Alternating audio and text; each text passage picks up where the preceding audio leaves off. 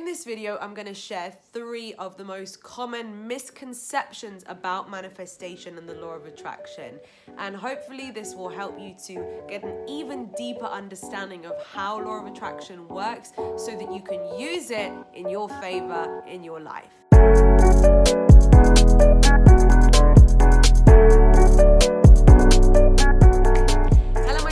Welcome back to another video, or if you're brand new, welcome. My name's Lucie, and on this channel I share all kinds of things about personal development, spirituality, and how to become the best version of you. So the first myth/misconception about the law of attraction that I hear quite a lot is maybe when people are new to it, or maybe so far into being obsessed with it that they kind of start to think of the law of attraction or manifestation as like magic, like a magic trick, or that's a genie lamp. Somebody asked me, I posted a picture of a throwback to the day that Jamie proposed to me, and someone commented, "Did you manifest it?" And now I know what they mean. I'm assuming they mean, did you write it on a scripting letter and it came true? Or did you set it as a goal or vision board it or whatever and it came true? Here's the thing. We don't just manifest the things that we write on the scripting letter. We don't just manifest the things on the vision board. Our whole entire life is a freaking manifestation. The word manifest, when we take it out of the law of attraction context and we just look at how is the word manifestation used before or in other circles, when something manifests, it basically means when things show up in a certain type of way. You could say, oh, you know, my anger manifests in this way, whereas her anger manifests in this way. The word manifest is not actually a magic trick or a magical piece of terminology. It's referring to things going from energy to 3D. And so everything that is unfolding in our lives is manifesting. Right? I just wanted to kind of establish, because we also have a really international audience here, and maybe you hadn't heard the English word manifest before these law of attraction videos. So maybe even look up what the word manifest means in your language, and you may find, I'd be interested to know actually, it's not going to be like a magical definition. It will be a very literal, physics-related definition most probably. So going back to this person's question, did you manifest it? Yes, I did manifest it. No, I didn't put it on a scripting letter. No, I never even visualized or dreamt about it. I mean, sure, I was in a long-term relationship before getting engaged, and of course I thought about the idea of us getting married, but I didn't practice lots of techniques to make it happen. It manifested into my life. Now, we could go down the road of saying, well, yeah, actually, I manifested it. Let's give myself some credit. Let's give Jamie some credit. He's the one who proposed, but also let's give me credit because maybe I manifested such a beautiful proposal from such a beautiful man who treats me with so much respect, because I have a paradigm, a story that I tell myself, a mindset where I believe that I am lovable, and I believe that I am worthy of love, and I know what I deserve, and I deserve a fulfilling relationship where my partner treats me with respect and I treat him with respect. You know, I because that's the story that I'm telling myself, perhaps that is what led to me manifesting a beautiful, harmonious relationship and proposal for marriage with him. I don't particularly have any limiting beliefs about never being able to find a perfect partner, and therefore maybe it allowed me to, you know, in fact, this is a really good topic. Like, I'm not talking about me anymore. Let's just explore, because whenever we have some manifestation success in our lives, it's good to kind of go like, how do I feel in that area of my life? So for example, you might have some things that you write on your scripting letter that you really, really want because you really, really don't have them, and there's a lot of resistance and you want it really badly. But let's look at the other areas in your life where you're totally content. Is there an area in your life at the moment where you're like, you know what, that's all good. I don't really have a problem in that area. For some of you, it might be your health, your body. For some of you, it might be money. For some of you, it might be relationships. It might be having friends. It might be your environment, keeping your house a nice way. Like, is there an area in your life right now where you're not really wanting to manifest anything in that area because it's already good? And isn't it interesting that those areas where we already feel like it's already good, like you didn't have to jump through a million hoops and write a million scripting letters and do vision boards and this, that, and the other. You could almost, I would recommend that you study what is your mindset in those areas of your life? Like, how do you feel about that area of your life? How do you feel about yourself and your belief of the fact that you can just expect that for you? So what I love to do is I love to go, okay, all right, can I copy and paste?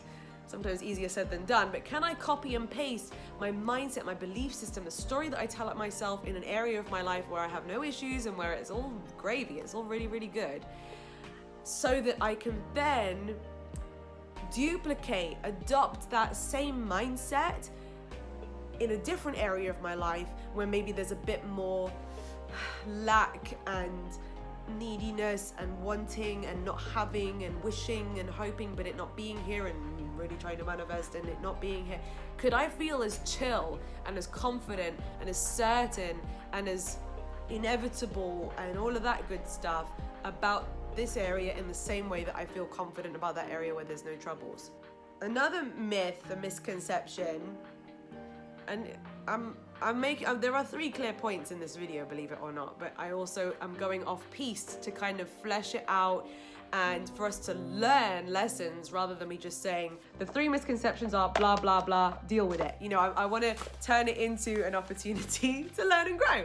So the second misconception is people message me and they say things like, oh, I started writing my scripting. I wrote my scripting letter and I started reading it. And because, you know, I say read your scripting letter for 30 days, every day, morning and night, and then forget about it. So people message me and they say things like, I missed a day. Do I have to start over? Is that, you know, will that stop it from working? You know, I read it, but not every day, morning and night. You know, is that going to be a problem? And my answer is no, of course it's not a problem. Of course it's not a problem. I mean, okay, first of all, just disclaimer about life in general. From my experience with life, I have learned that what we focus on consistently, what we flow our energy into consistently, is where we will see results manifest. Because it's like an election. If this scenario gets more of the votes, gets more of the energy, gets more of the attention, everything in your life, in your energy, in your mind will be acquiring the cooperative components to make that thing happen. So if you skip a day here or there, in my opinion, that's not going to make a difference.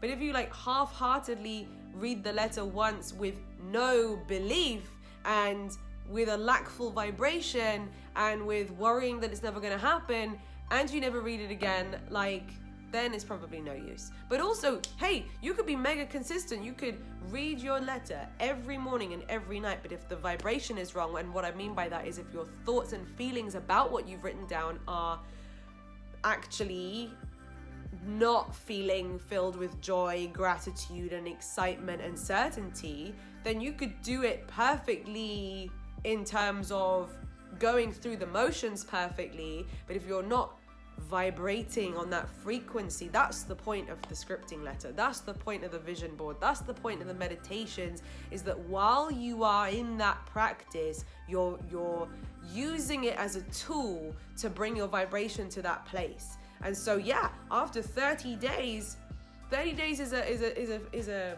timeline that's not an exact science, but Abraham Hicks says that actually if you stopped with the story that you've been telling yourself where you can't have this, and you start telling yourself a new story, and you consistently think these new thoughts, then 30 days is all you'd really need to start seeing the wheels of your vehicle of life turning and changing and manifesting the new things that you want. The rules that people think are the rules of manifestation and the law of attraction of, should I write in blue ink or black ink, or should I write in a fancy journal or on a script of paper, or does it not matter, or should I read it on the full moon? Like, whatever makes you happy is my answer with those questions. There really is only one rule that really does matter, and that is be on the same vibrational plane as the things that you want.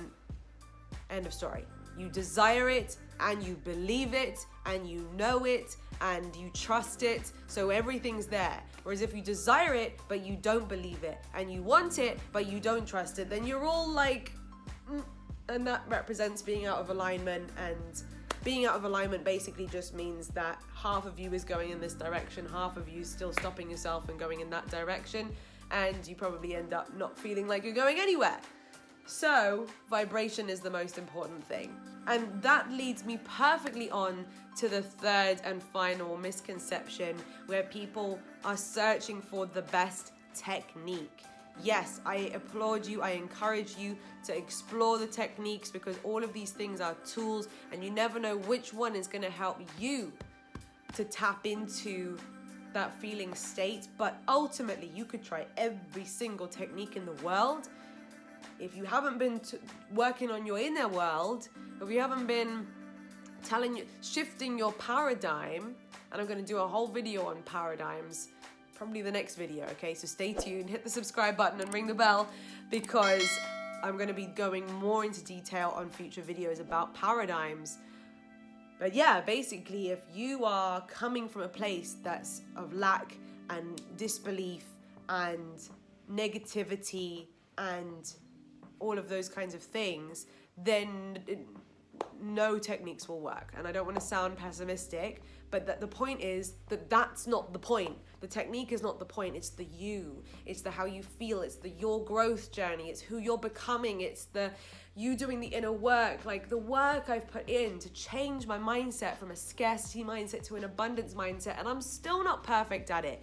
There are certain areas in my life, and I talk about this in another video, where I used to have a really lackful money mindset, and and with my social media as well, I used to have a really lackful mindset about my social media, and now I'm reminiscing and I'm thinking, wow, I finally get it. I finally get when people are talking about attraction and using attraction to attract business and money and followers, and like I finally get it.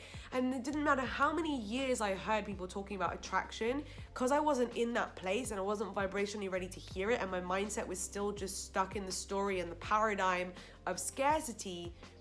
I could read all the books in the world about attraction and abundance, and they were just empty words to me. And now I'm watching the same video that I watched 4 years ago, and I'm like, what? How did I not get that before? Or I'm reading the book that I read 3 years ago, and I'm like, I get it now. I didn't get it before. Let me know if any of you guys have had that experience. And so why is it that we didn't get it before and that we're getting it now? It's because of our journey that we've been on, and all the day by day experiences, the good experiences, the less good experiences, the character building experiences, the detours in the right direction, the healing that you do, this whole journey of life that you're on, the people who leave your life, the people who enter your life.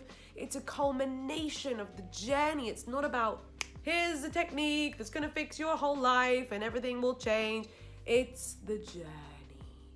And that sounds so cliche and is probably very frustrating for somebody who wants me just to say, here you go, here's your genie lamp, all your prayers will be answered. But my friends, my darlings, my fellow spiritual beings, we came to this planet.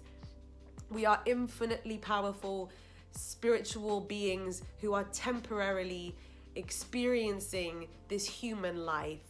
And we are here, in my belief, we are here to gain a deeper level of, to strengthen our soul, to strengthen our spirit, to collect new experiences, good, bad, and ugly, so that we can, at the end of this lifetime, have developed into the next level, older, wiser soul that we want to be, just for the sake of growth, just for the sake of being it, because this whole universe is about expansion, so that then in your next lifetime, in your next lifetime, in your next lifetime, you're experiencing all of the vast, amazing menu of things that we can experience in life. If you found this video useful, give it a big thumbs up. If you haven't done so already, hit that subscribe button and ring my bell so that you never miss a video, and so that you can be part of my manifestation to 100,000 subscribers. Thank you for being part of that already. I love you. Comment below any breakthroughs you've had, and until next time, bye.